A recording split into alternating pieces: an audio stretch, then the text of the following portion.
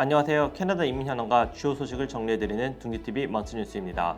먼저 익스프레스 엔트리의 3월 이민 선발 현황입니다. 익스프레스 엔트리 선발은 제너럴 선발 2번, 캐테고리 2번으로 총 4차례에 걸쳐 선발이 이루어졌습니다. 제너럴 선발 점수는 520점대로 조금 낮아졌습니다. 구체적으로 3월 12일에는 525점으로 2,850명을, 3월 25일에는 524점으로 1,980명을 선발했습니다. 이는 지난달에 534점에서 약 10점가량 낮아진 수치로 점수가 조금씩 안정화되는 추세를 보이고 있습니다. 캐테고리 선발은 3월 13일엔 운송 부문, 3월 26일엔 프랑스어 부문으로 한 차례씩 발표되었고 점수는 각각 430점, 388점으로 선발이 있었습니다. BC PMP는 3월 한 달 동안 4차례 선발이 있었습니다. 계속해서 점수 상승세를 보이던 테크는 이번에도 110점대를 넘겨 113점에서 114점까지 기록했고 인원은 65명, 47명으로 지난번에 비해 감소한 인원이 초청장을 받았습니다. 차일드케어와 헬스케어 그리고 베테너리 케어 분야는 4번에 걸쳐 모두 발표되었으며 마찬가지로 매주 5점씩 선발 점수가 상승하여 마지막 선발에서는 지난달보다 20점으로 85점을 기록했습니다. 컨스트럭션도 점수가 상승해 80점에서 90점으로 총 10점이 오른 상황입니다. 제너럴 드로우는 총 2회 발표가 되었고 지난달과 비슷하게 126점과 125점을 기록했습니다. 다음은 BC주 정부 유학 증명서 발급에 대한 상세 내용입니다. 캐나다 이민국은 3월 4일부터 BC주에 새로운 유학 허가 신청에 반드시 주정부 증명서가 필요하다고 발표했습니다. 주정부에서 발급한 증명서는 교육기관으로 보내지며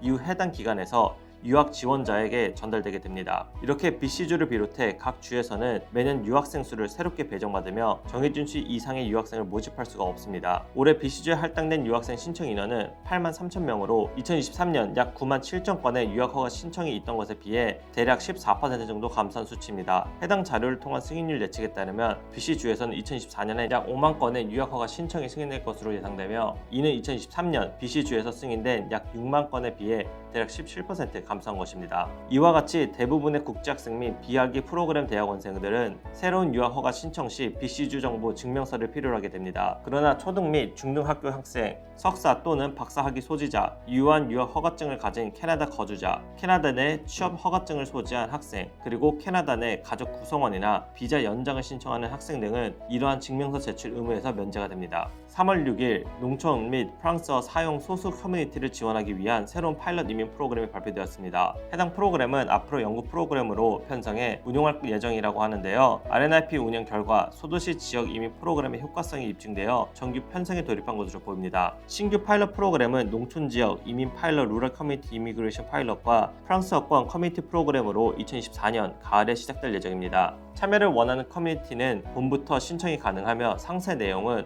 앞으로 몇 달 내에 발표될 것이라고 합니다. 알버타 주정부 이민 프로그램인 AAIP에서 고용주 및 자보포 요건이 강화된 새로운 업데이트가 시행되었습니다. 개정된 기준에 따르면 고용주는 알버타에서 최소 2년간 지속적으로 사업이 운영되고 있어야 하며 연간 총 매출이 40만 불 이상이고 최소 3명의 풀타임 정규 근로자가 고용되어 있음을 증명해야 합니다. 만약 고용주가 최근 과세 연도에 40만 불 연간 총 매출을 증명할 수 없거나 최소 3명의 정규 직원을 고용하지 않는다면 고용주는 여전히 프로그램 자격을 유지할 수 있지만 지원 가능한 후보자 수에 제한이 있습니다. 이는 고용주의 알버타에서의 운영 기간에 따라 결정되며 2년 동안 운영 시 1명, 3년 동안 운영 시 2명의 후보자를 지원할 수 있습니다. 그 후 매년 운영할 때마다 1명의 추가 후보자를 지원할 수가 있습니다. 또한 파트타임, 임시직, 계절직 직원, 알버타 고용주 업체 이사, 주주, 대리인 등으로 등재된 개인, 독립계약자, 사업주, 임시파견 근로자는 해당 프로그램에 지원할 자격이 없습니다. 또한 상업적 또는 산업적 운영 지역이 아닌 곳에서 근무하거나 알버타 외부에서 온라인으로 근무하는 근로자도 마찬가지로 지원할 수가 없습니다. 마지막으로 BCPMP 그레듀에이트 스트림의 중요한 개정 소식입니다. 3월 19일 BC 주정부에서 BCPMP 업데이트에 관한 발표가 있었습니다. 2025년 1월부터 시행될 예정인 이 개정안은 특히 국제 학생을 대상으로 한 그레듀에이트 스트림으로 개정안의 세부 사항은 2024년 말에 공개될 예정입니다. 해당 개정의 주된 목적은 기존 제도의 부정 사용을 방지하고 예비 신청자들이 필요한 교육 수준과 언어 능력을 미리 파악할 수 있도록 하는 것입니다. 변경 내용을 간단히 살펴보면 현재 국제대학원생 및 국제대학원 졸업생을 위한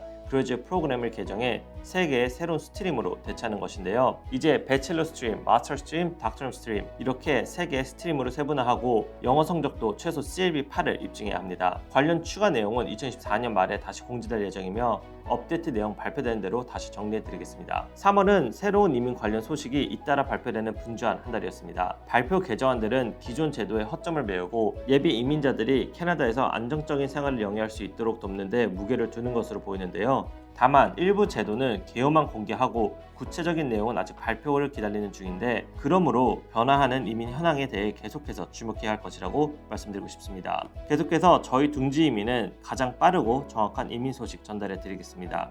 지금까지 둥지TV 먼스리 뉴스였습니다. 감사합니다.